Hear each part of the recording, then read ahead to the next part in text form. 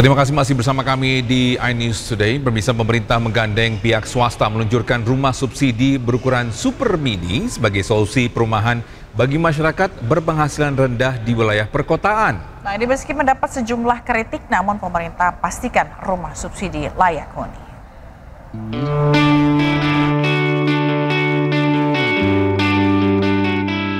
Kementerian Perumahan dan Kawasan Permukiman Republik Indonesia bersama Lipo Group baru-baru ini memamerkan prototipe rumah subsidi dengan ukuran super mini yang langsung mencuri perhatian publik.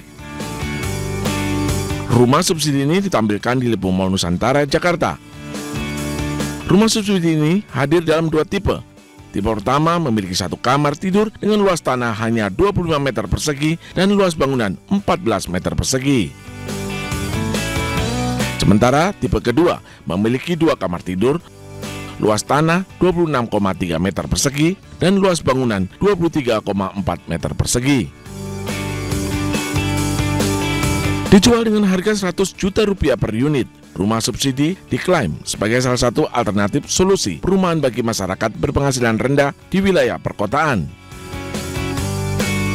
Namun sejumlah warga mengkritik keterbatasan ruang dan tata letak rumah.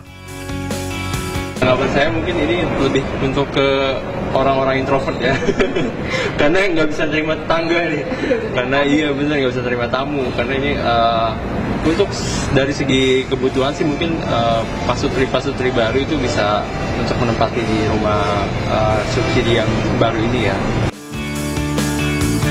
Meski mendapat kritik, namun Menteri Perumahan dan Kawasan Permukiman Marwara Sirait tetap optimis atas pembangunan rumah subsidi ini. Ara juga tekankan, kritik akan diterima dengan desain rumah masih bisa berubah.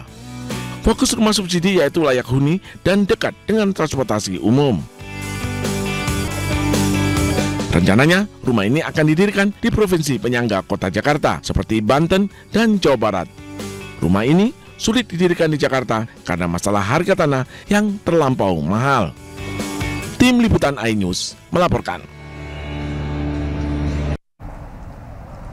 Ya pemirsa, rumah subsidi berukuran mini dijual dengan harga 100 juta rupiah per unit. Ya, lantas bagaimana tanggapan warga atas rumah ini? Berikut pernyataan warga.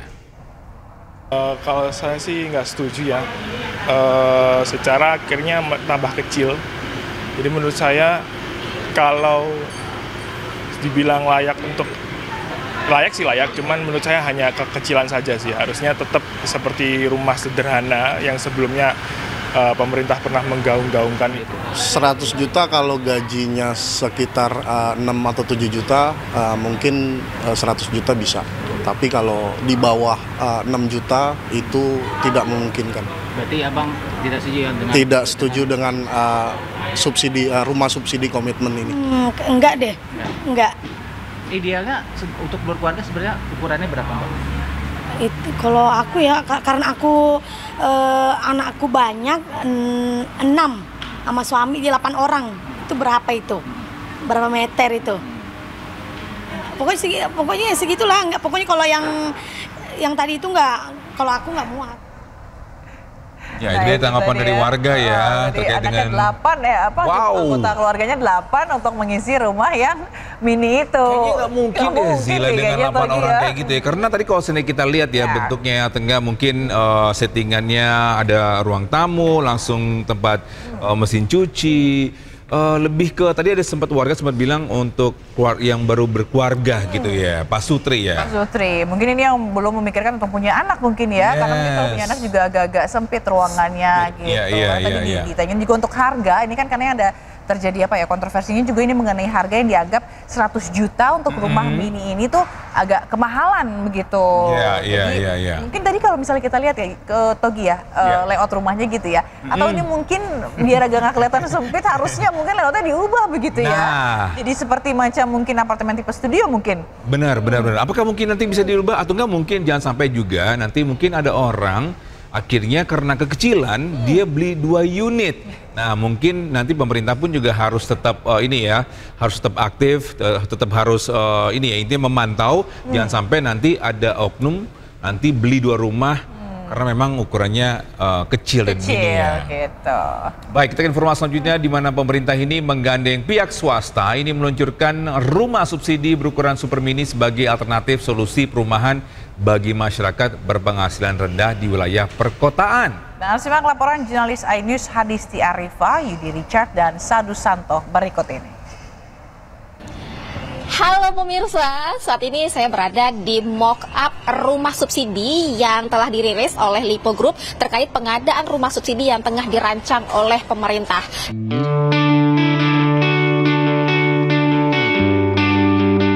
Kementerian Perumahan dan Kawasan Permukiman Republik Indonesia bersama Lipo Group baru-baru ini memamerkan prototipe rumah subsidi dengan ukuran super mini yang langsung mencuri perhatian publik.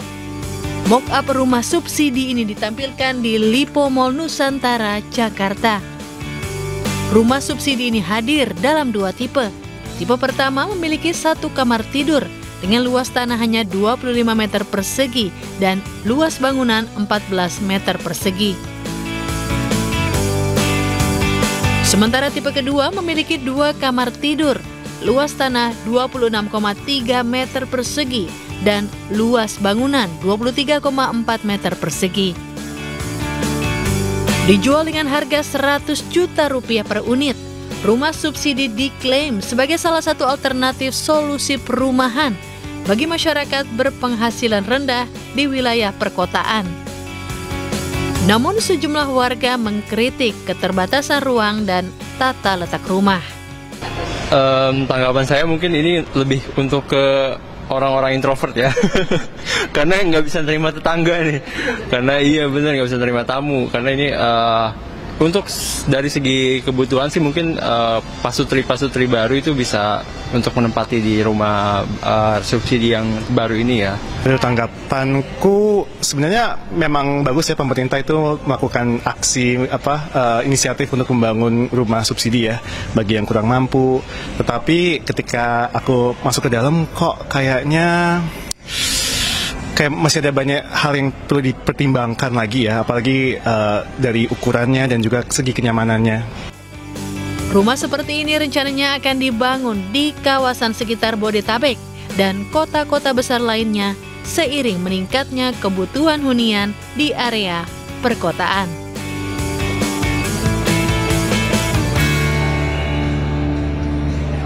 Untuk rumah ini nantinya akan dijual mulai dari harga 100 jutaan. Dari Jakarta, Hadisti Arifa, Yudi Richard, dan Sadu Santo, iNews melaporkan. Nah, ada kabar gembira lainnya nih Togi dan juga pemirsa untuk warga Jakarta, di mana pemutihan pajak kendaraan bermotor resmi diberlakukan sejak Sabtu kemarin. Ya, pembayaran pajak pun sudah bisa dilakukan secara online.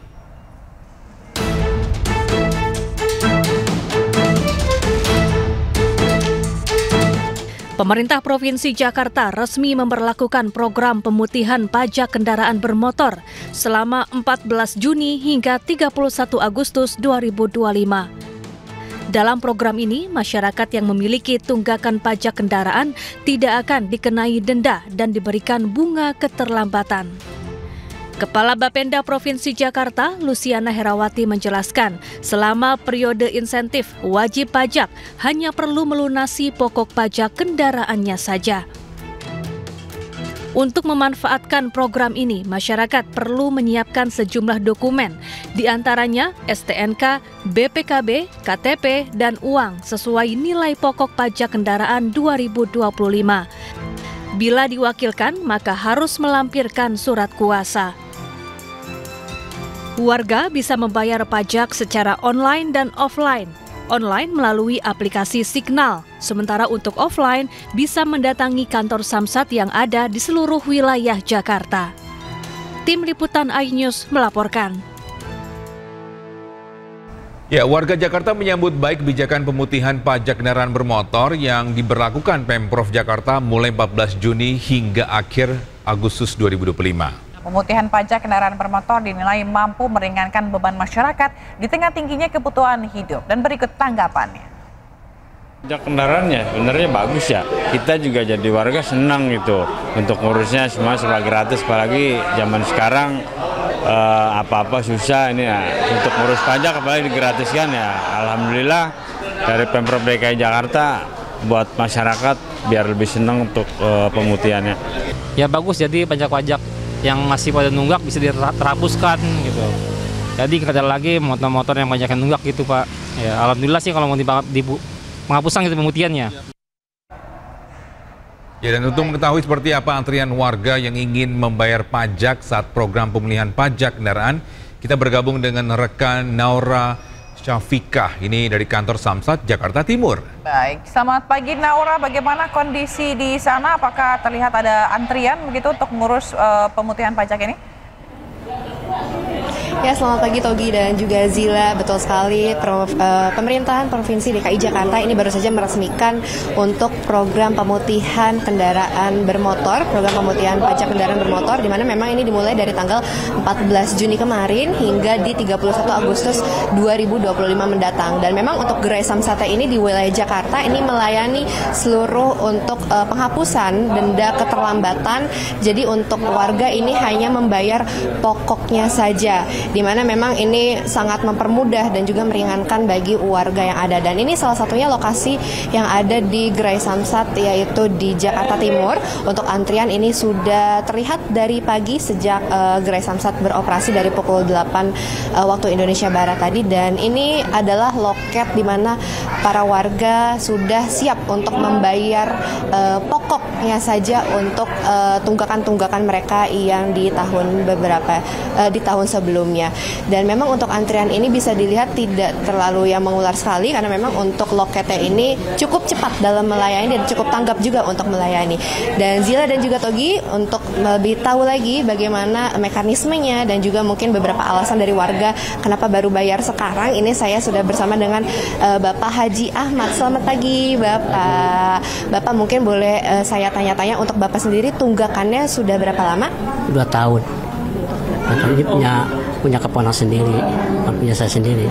Saya suruh ngurus aja gitu. Oh, okay. Terus tadi bayar ke bank juga kena tilang elektrik 2 kali. Oh, oke. Pak, kemudian tadi untuk syarat-syaratnya mungkin boleh dikasih tahu syaratnya apa aja? Kasih tahu.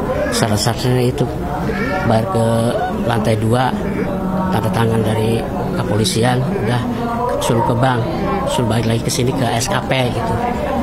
Tinggal bayar ke SKP doang kita.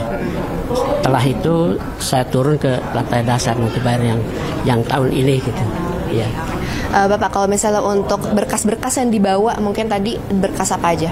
Berkas ya hanya STNK sama KTP aja gitu. Iya, PPKB-nya belum ada gitu. Bapak mungkin boleh tanya nih, kalau dari Bapak sendiri alasan tersendiri kenapa sempat menunggak pembayaran pajak? Kenapa? Ya nggak tahu juga, soal punya keponakan sendiri sih. Dia bilang gitu, katanya nunggak ini bayarnya gimana, saya bilang gitu. Nggak boleh nunggak sih, soalnya repot kalau nunggak itu aja bayarnya. Naik turunnya gitu seperti.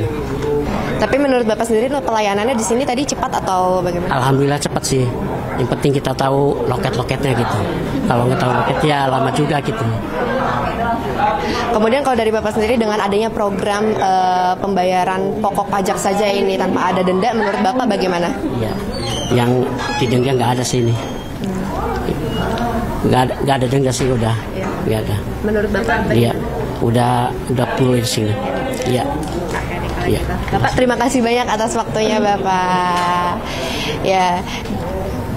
Oke. Nah, Togi dan Zila, mungkin ini coba saya tanya ke Bapak yang satu ini ya. Bapak, boleh kenalan dulu, ini dengan Bapak siapa? Pitoyo. Oke. Pak, mungkin boleh diceritakan ini tunggakannya udah berapa lama? Tunggakannya 2 tahun. 2 tahun, ya. Ini untuk kendaraan bermotor roda 2, roda 4? Roda 2. Kalau boleh tahu kenapa Pak untuk 2 tahun ini sempat menunggak? Ya kebetulan ekonominya, iya keuangannya kalau ada ya kita bayar. Kebetulan udah terkumpul, kebetulan ada kemudahan pemutihan denda. Ya untung sekali buat kita kan, buat tambahan untuk bayar pajak di bulan ini. Ya mudah-mudahan ya dengan adanya pemutihan denda ya ada keringanan buat warga DKI. Syukur-syukur kayak ke Jawa Barat ya kan, tunggakan 5 tahun cuma setahun.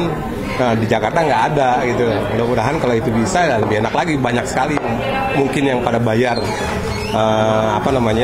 pajak yang tertunggak itu, mereka juga secepatnya ingin diselesaikan.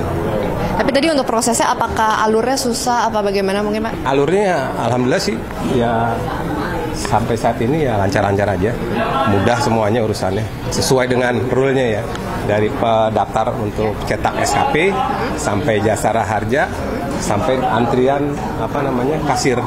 Setelah itu tinggal pembayaran untuk yang setahun selanjutnya, itu aja. Kemudian untuk kedepannya bagaimana nih Pak? Apakah akan menunggak kembali atau bagaimana? Mudah-mudahan kalau rezekinya lancar ya pembayarannya kita upayakan ya lancar kembali lah mudah-mudahan. Karena kondisi keuangannya aja sih, kita banyak urusan buat anak ya masuk sekolah, persiapannya itu aja. Makanya kita untuk yang diutamakan dulu. Oke, Bapak terima kasih banyak atas waktunya. Selamat melanjutkan aktivitas.